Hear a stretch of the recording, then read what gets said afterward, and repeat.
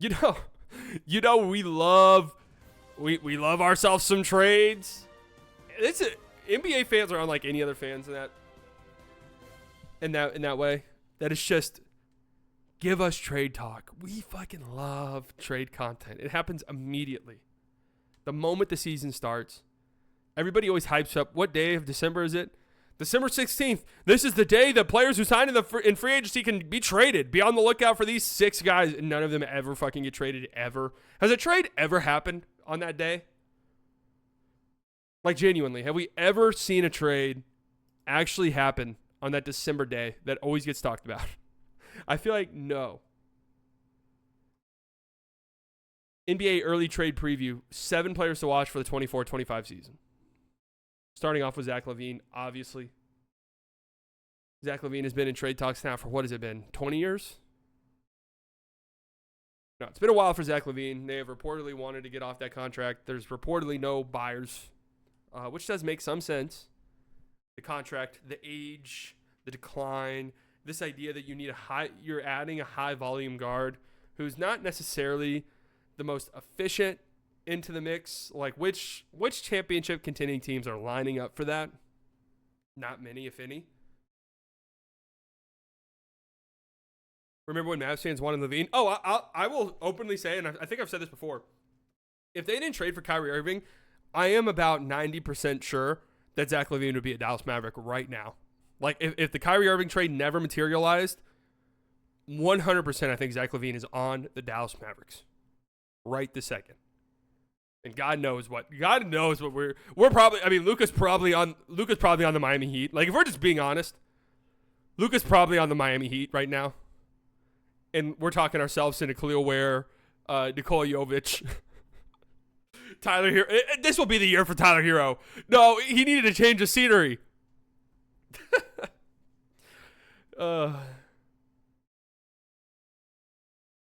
Last season, the Bulls were outscored by 5.5 points per 100 possessions with LaVine playing, compared to just half a point when he sat. Ooh, that's not what you want to see. Now, what are the trade candidates? Do they have? It's hard to identify a team that feels like a natural fit, but could the rebuilding Brooklyn Nets, who could possibly collect an asset or two, be willing to take on LaVine's contract? That feels like that would be more it. You know, that would actually be hilarious if there. I can actually kind of see it right now. I was just about to say Ben Simmons. Get off Ben Simmons' expiring contract, and maybe the Bulls attach something of interest to get off of LaVine's money. And for the Nets, like, fuck it. We're going to be bad for the next 4 years anyway. We don't really care. Yo, Sally, question for later, but why do you hate number 4, Dakota? I'm a Rational Cowboys Twitter fan. I don't hate Dak at all. He's the highest paid player of all time. Like, there's expectations that come with it, and I tweeted that out after he threw. Was it the second dog? Like, he was bad last night until the closing drive where he was really, really good. But also understand when I'm tweeting about the Dallas Cowboys, I don't care. Like, I don't feel strong in any of my opinions about them. So when people get very upset in the replies, it's not the way I'm done tweeting about the Cowboys. How about that? I could see this Nets trade at the deadline. It's hard to find, like, winning teams that want to contend that'll pull the trigger for Zach LaVine. Like, even the Lakers, that feels low.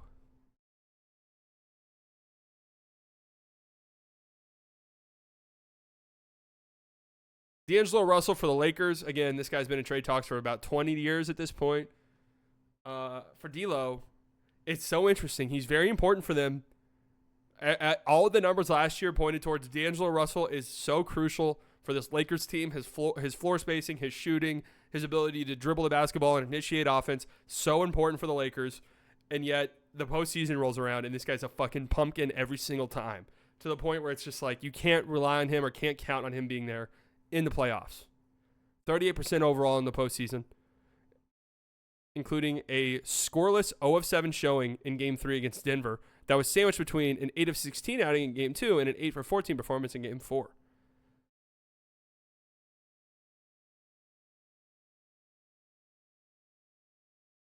Is D'Angelo Russell really... I feel like when we're talking about D'Lo trade stuff, the more interesting conversation is who is coming back in return, right? The Orlando Magic, who could still use more perimeter shooting and guard play, could have interest if Russell becomes available. I think I predicted in the offseason predictions that D'Angelo Russell went to the Magic. I could be wrong, but I think that's what my prediction was.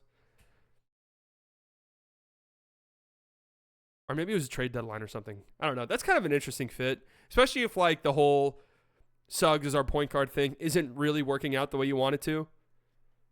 Could that be a desperation move for the Magic? And maybe they say, we have enough defensive pieces elsewhere on the roster that we can make up for D'Lo. We just need somebody who can shoot, somebody who can dribble the basketball and initiate offense. But then what would the Lakers be getting back in return for that? I'd rather shoot 0 of 30 than trade for D'Lo.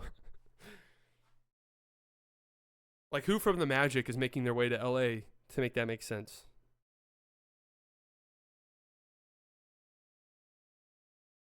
Of course, D'Lo's name will be in trade talks all season long. Bruce Brown. Okay, maybe this article is more boring than I initially thought. Bruce Brown. Do we think Bruce Brown obviously was great, was really good for the Nets, but was great for the Nuggets in their championship run. Bad season last year with Indiana. Wasn't good with the Raptors either.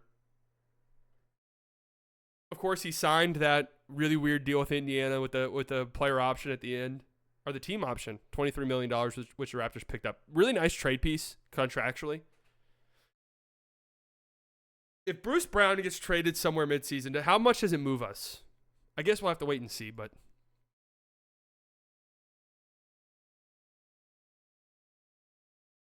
I don't know if a Bruce Brown trade at this in the year of our Lord 2024, 2025.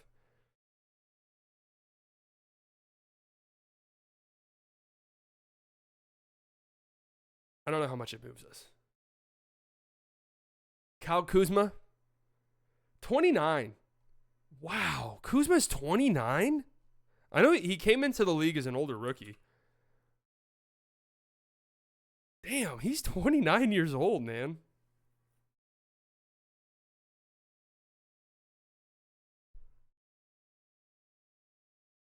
I would not have guessed that. I would have guessed 27. So, of course, there was a reported at the trade deadline last year that the Mavericks wanted Kyle Kuzma. Kyle Kuzma said no. So we do know that there's trade talks surrounding Kuzma all the time. Contractually, not bad at all. 3 years left, about $60 million, $20 million a year averaged out. That's a completely fine contract for a guy like Kyle Kuzma. I think I'd be a little bit surprised if he finished the season with the Wizards. A team that's looking for a forward. I think that could definitely move the needle a little bit for somebody. Now, if the Kings didn't go out and get DeRozan, I mean, that fit just makes so much sense to me. Kuzma in Sacramento. But they have Miami here, and Miami does make a lot of sense as well. Like, they've desperately needed a 4 for so long. And if Bam's going to play the 5, I know that they're toying with the idea of Bam playing the 4, but if Bam is staying at the 5, Kuzma kind of fits really well. Just imagine if the Lakers had kept KCP and Kuzma and re-signed Caruso instead of getting Russ. Yeah. Imagine. Cam Johnson is an interesting one. Cam Johnson, to me, does move the needle for somebody. The Cavs have made sense for Cam Johnson ever since he made it to the Nets.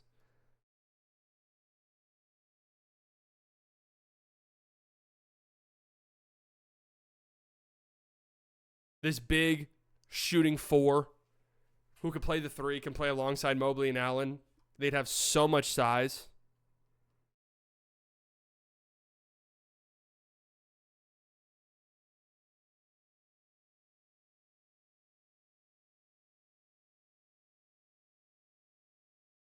Jeremy Grant, we've talked about Jeremy Grant a ton.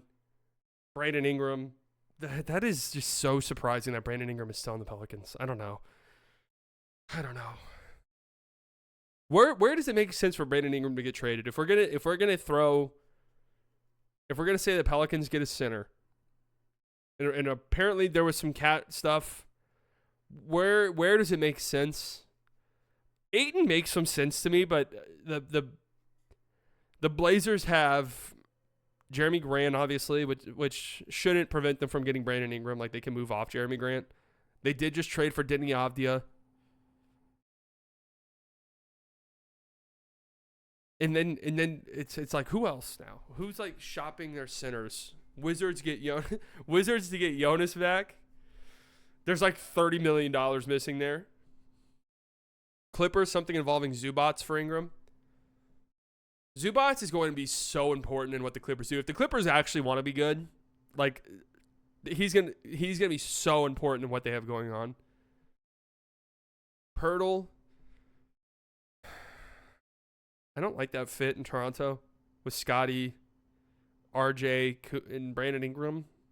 It's really hard to make something work for BI. I thought that, the moment the DeJounte Murray trade came out, I think everyone collectively was like, okay, there it is. Like, DeJounte Murray for Brandon Ingram, that was a mock trade everybody and their fucking mom made, right? Everybody made that mock trade.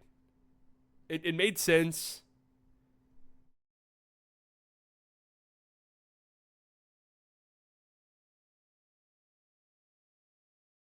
Was shocked that's not how it played out. Oh, here we go. We have breaking news. Live in the Slightly Biased chat, BK, hearing Gaff isn't as happy as he seems in Dallas, was really close with Derrick Jones Jr. You heard it here first, ladies and gentlemen. What does this mean? Daniel Gafford for Brandon Ingram? Who knows?